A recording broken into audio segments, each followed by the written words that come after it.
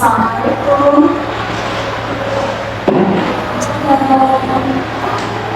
Assalamualaikum. Maaf saya dikonsultasi di rumah sakit ini untuk melakukan konsultasi. Boleh saya sekali.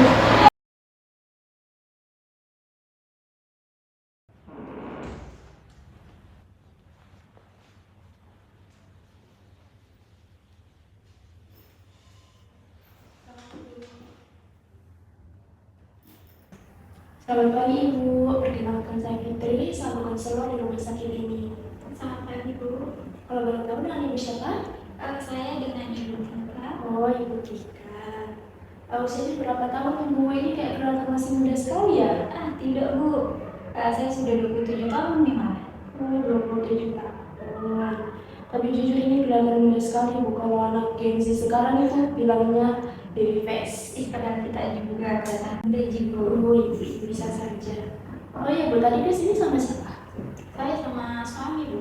Oh, sama suami. Terus suaminya kenapa tidak diajak Bu daripada di luar sendirian? Sempat kita diajak masuk, tapi katanya udah malu, jadi berganti saja. Nah, sebenarnya tidak apa-apa Bu. Ya setidaknya suami Ibu tahu apa yang kita bahas pada hari ini. Ya Bu, nanti lain kali saya ajak. Boleh. Oke. Sebelumnya Ibu datang ke sini itu atas dasar rujukan atau keinginan sendiri Bu? Kebetulan itu saya datang ke sini atas kemauan sendiri Bu, karena saya mau tahu soal MPASI, bagaimana baiknya untuk anak saya itu. Terus anaknya kenapa tidak dibawa sekalian Bu? Saya nggak bawa soalnya jangan sampai dia rewel tuh, karena lagi masa aktif-aktifnya sekarang. Jangan sampai dia menangis atau apa dan mengganggu nanti proses konsultasi yang kita. Tidak apa-apa sebenarnya Bu. Oke. Sebelumnya saya mau tanya, apakah setelah ini Ibu ada kepentingan lain? Karena kalau biasanya saat melakukan konsultasi itu memakan waktu sekitar 30 sampai 45 menit. Jadi bagaimana menurut Ibu? Oh begitu Dek. Kebetulan itu hari ini saya tidak ada kepentingan lain jadi bukan saya jika ini saat itu. Oke Bu Tika, sebelumnya saya mau tahu berapa usia anak Ibu sekarang? Usia anak saya itu sekarang sudah 5 bulan Ibu. Oke, 5 bulan. Kamu betul namanya siapa Bu? Namanya Febri. Febri berarti cowok ya? Betul sekali. Nah, sebelum itu saya juga mau tahu berapa tinggi badan dan berat badan anak Ibu? Untuk berat badan anak saya itu terakhir kali mengukur kalau nggak salah 5,8 kg. Kemudian untuk panjang badannya kebetulan tadi pagi itu saya sempat ukur dulu sebelum kesini, itu ada di kisaran 65 cm. 65 itu ya. Nah, berdasarkan panjang badan dan berat badan dan juga usia anak Ibu, nah Febri ini termasuk dalam kategori status gizi normal. Alhamdulillah. Nah, oke. Sebelumnya terkait MPASI tadi, nah apa yang mau Ibu tanyakan? Mungkin saya bisa membantu. Jadi begini Bu, ini kan anak saya itu sudah 5 bulan ya. Terus sebentar lagi tuh kan dia sudah mau masuk usia 6 bulan nih. Ini juga anak pertama saya, pengalaman pertama saya juga jadi ibu. Jadi saya sekarang itu agak kepikiran sedikit bagaimana nanti saya kasih MPASI untuk anak saya, bagaimana pemberiannya, terus kapan nih kira-kira bisa saya kasih anakku gitu. Gitu. Tapi sebelumnya saya mau tanya dulu, sebenarnya Ibu Tiri ini sudah paham atau sudah mengerti apa maksud dari MPASI itu? Untuk itu sendiri sih Bu, setahu saya ya, MPASI itu makanan pendamping ASI. Terus ini merupakan makanan pertama sih yang kita kenalkan ke anak kita. Setahu saya ya Bu, sebelum dia usianya, setelah dia usianya 6 bulan. Betul sekali Bu, itu salah satunya.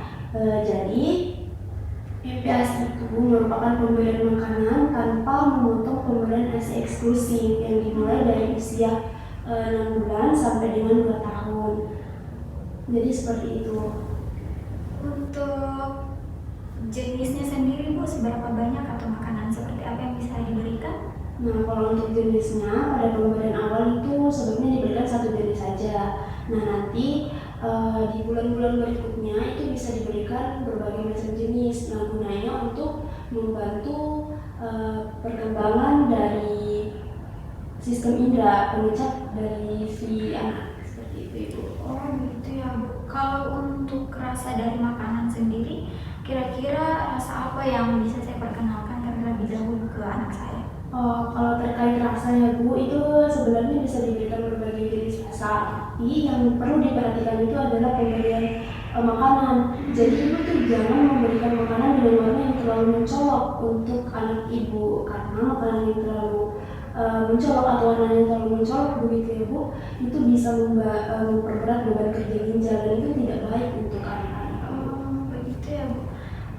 Kalau untuk tekstur Bu, mungkin tekstur yang seperti apa dulu yang saya berikan kepada anak saya? Terkait tekstur ya Ibu, kalau untuk anak yang usianya 6 bulan itu mungkin bisa dikasih teksturnya yang lumat, seperti misalnya buah-buahan yang dilumatkan. Nah, kalau sudah menginjak usia 8 bulan, ini sudah bisa dikasih makanan lunak. Nah, seperti misalnya bubur, nah begitu ya. Kalau sudah menginjak usia 12 bulan, itu sudah bisa diberikan makanan padat atau makanan dewasa, seperti makanan orang dewasa ya, tapi yang perlu diperhatikan di sini itu adalah porsinya saja.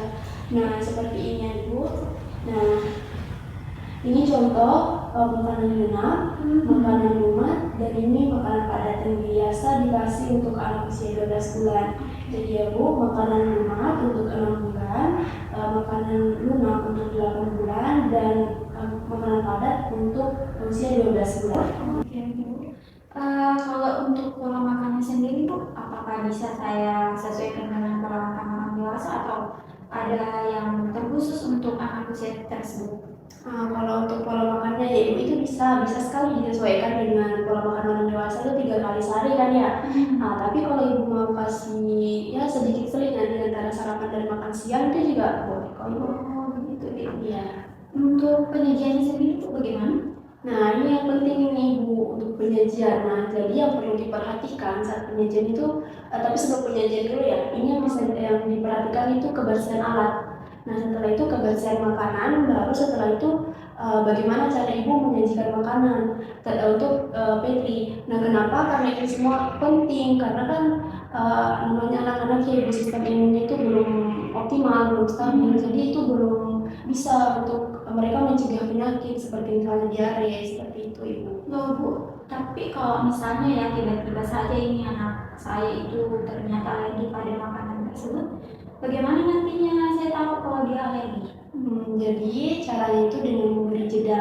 Misalnya ya Ibu ya, hari ini Pedri dikasih makan udang. Nah, besok jangan dikasih makan udang dulu untuk melihat apakah ada efek. Nah, kalau misalnya ada efek di keesokan harinya, nah sebaiknya Ibu menghentikan pemberian makanan tersebut untuk Pedri. Jadi seperti itu Ibu. Oh begitu ya Bu. Baik. Terima kasih banyak ya atas informasi yang sudah Ibu jelaskan kepada saya. Sekarang itu saya jadi ada gambaran sedikit mengenai MPASI ini untuk anak saya. Nah, ya begitu Bu. Nah, jadi pastinya Ibu sudah tahu dong kalau pulang dari sini Ibu harus melakukan apa, memberikan makanan apa, dan bagaimana tekstur serta porsinya ya kepada anak Ibu. Kalau untuk gambaran sih kayaknya sekarang itu saya sudah ada sedikit gambarannya ya Bu. Nanti itu saya kayaknya akan kasih makanan pendamping anak saya, tapi dengan catatan saya tidak akan menghentikan memberikan ASI eksklusif yang saya berikan kepada anak saya sesuai dengan yang Ibu jelaskan tadi sih. Iya, begitu Ibu. Selain dari MPAS ini, apa ada hal lain lagi yang mau Ibu konsultasikan? Sudah tidak ada sih Ibu. Terima kasih banyak ya. Ya, sama-sama. Terima kasih sudah berkunjung dan berkonsultasi di sini. Saya harap perkembangan dan pertumbuhan dari Fitri itu bisa optimal ya Ibu setelah Ibu tadi mengetahui bagaimana cara memberikan MPASI, bagaimana teksturnya, dan bagaimana porsinya. Iya Bu, terima kasih banyak ya Bu. Ya, Kalau begitu saya pamit dulu ya Bu. iya Ibu. Nanti Bu. Iya.